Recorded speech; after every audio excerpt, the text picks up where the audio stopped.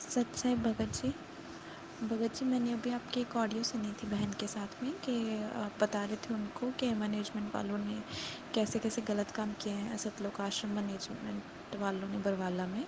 तो गुरुजी ने 10-10 लाख की चोरियां पकड़ी हैं, ऐसे आप बता रहे थे बहन को। तो वो मैं ऐसे पूछना चाहती थी कि भगवान के रहते हुए ऐसे कैसे कर लिया इन्होंने कि ये चोरियां करते थे वहाँ पे, और वहाँ पे जाने वाले लोगों को पीटा भी जाता था, और मीन्स वहाँ पे जो भगत जाते थे वो सेफ नहीं थे। ऐसे भगवान के रहते हो, वो तो भगवान का एक तरह का आश्रम था भगवान ने बनाया हुआ, जहाँ पे वो बुलाते थे, सारे भगत जाते थे। तो वहाँ पे भी अगर भगत सेफ नहीं है तो भैया फिर तो मीन्स हम तो फिर कहीं भी सेफ नहीं है। अगर हम आश्रम में सेफ नहीं थे, बरवाला आश्रम में, मैं तो अभी जुड़ी हूँ, लेकिन ये मेरे मन में आ रहा था कि अगर हम आश्रम में भी सेफ नहीं थे भगवान के पास में, तो फिर कैसे सेफ रह सकते हैं। सत्साई बहन जी, आपका जो सवाल है या शंका है वो अपनी जगह पे बिल्कुल ठीक हो सकती है, लेकिन अध्यात्म की दृष्टि से ये ठीक नहीं है। देखिए, आप कह रही हैं कि परमात्मा यदि आश्रम में थे तो ये सब कुछ कैसे हो सकता है। अगर वहाँ भी कोई सेफ नहीं है तो फिर कहीं कोई सेफ नहीं रह सकता। ऐसा नहीं है बहन। परमात्मा तो सतयुग से लेके कलयुग के अंतिम समय तक इस पृथ्वी पे ही रहते हैं। इस पृथ्वी का एक सेकंड, एक पल भी उस परमात्मा की उपस्थिति के बिना खाली नहीं है। तो इस पृथ्वी पे जितने भी बलात्कार हो रहे हैं, चोरियां हो रही हैं, मर्डर हो रहे हैं, डकैतियां लोग डाल रहे हैं, उल्टे सीधे कुकर्म कर रहे हैं, लड़ाई झगड़े कर रहे हैं, ठगी कर रहे हैं, भ्रष्टाचारी कर रहे हैं, काला बाजारी कर रहे हैं, तो हम क्या समझें इस चीज़ को। इस चीज़ को केवल अध्यात्म से समझा जाएगा बहन।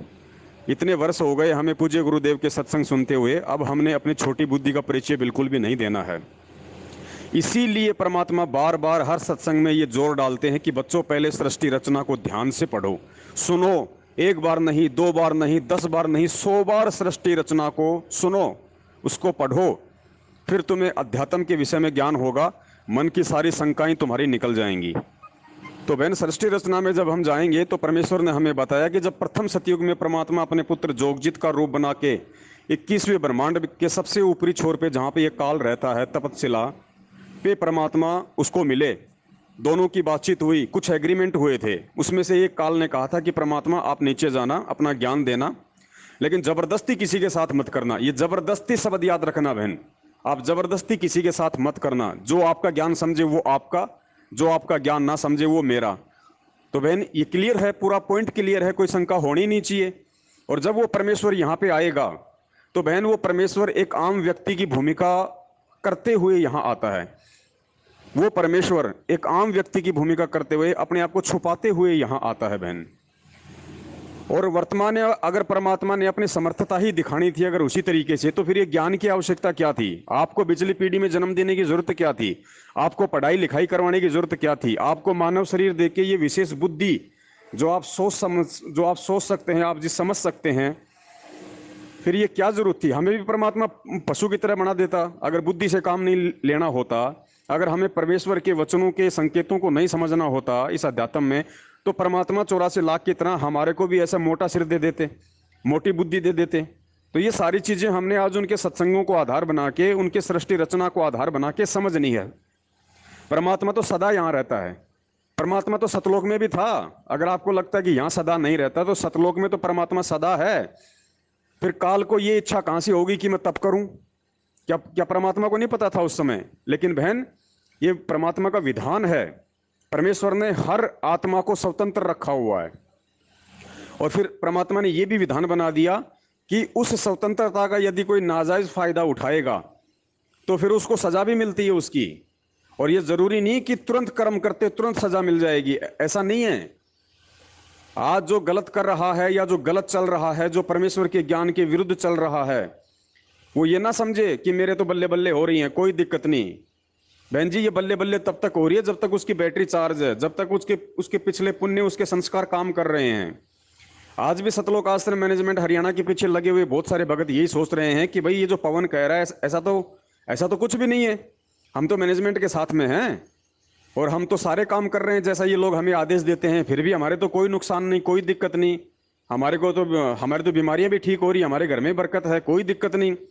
अरे तो भाई, आप उन लोगों को भी देखिए जो लोग उसी मैनेजमेंट के आदेशों पे चल रहे हैं और उनके घर में अकाल मौतें हो रही हैं, दुर्गतियां हो रही हैं, कहर टूट रहे हैं। अंतर को समझिए ज्ञान आधार से।